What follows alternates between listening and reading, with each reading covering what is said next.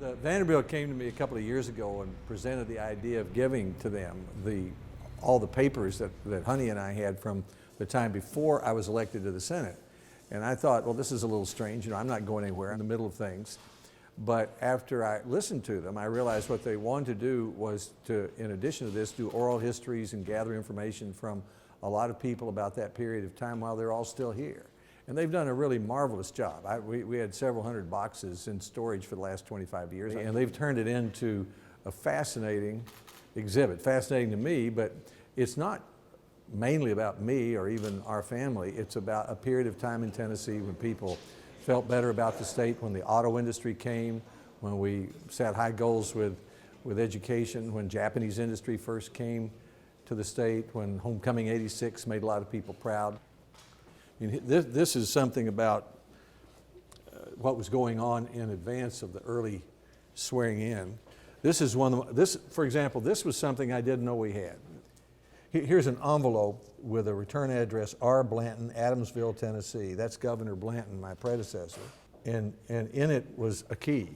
It's apparently the key to the governor's office. So Governor Blanton must have sent that to me after he went back home. And here's a series of telegrams from John J. Hooker. He was getting 1 million signatures to stop the governor from pardoning Roger Humphreys.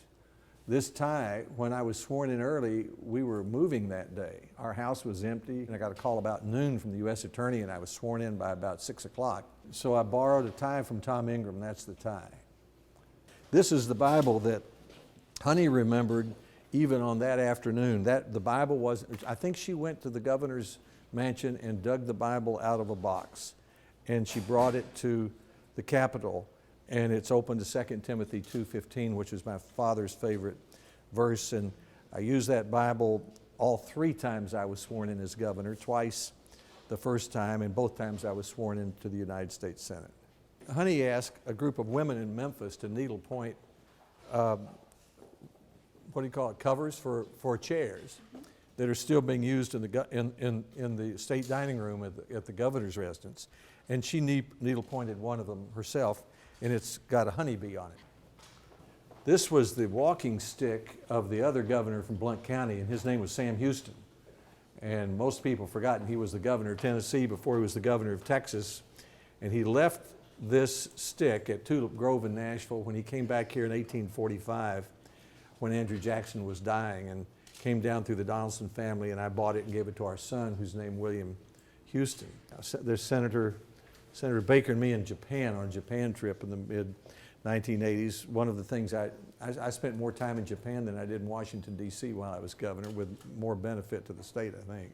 Well, that's Dolly. That's the opening of Dollywood in 1986. I never felt more relevant in my life. I went there with her, and I was riding with her into Dollywood, and all the women were saying, "Lamar, would you get out of the way so we can see Dolly?" You know, but that's upstairs and at Dolly's house at Dollywood. Well, this is a piano concert at East Tennessee State University with Floyd Kramer and Chet Atkins to raise money for music scholarships. They let me play with them.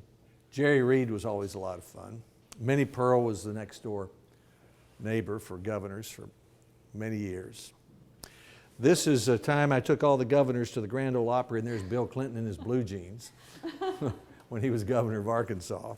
This is Job 1. This is the first Nissan truck made in Tennessee. This was the beginning of the auto industry in Tennessee. 30 years ago, we had almost no auto jobs in the state. The arrival of Nissan, Saturn, hundreds of suppliers, now Volkswagen, it's about 30% of our manufacturing jobs. One big reason the auto industry is in Tennessee is we're in the center of the American population, and the way I showed the Japanese where we were was to show them the map, the photograph that we're in the middle of the lights.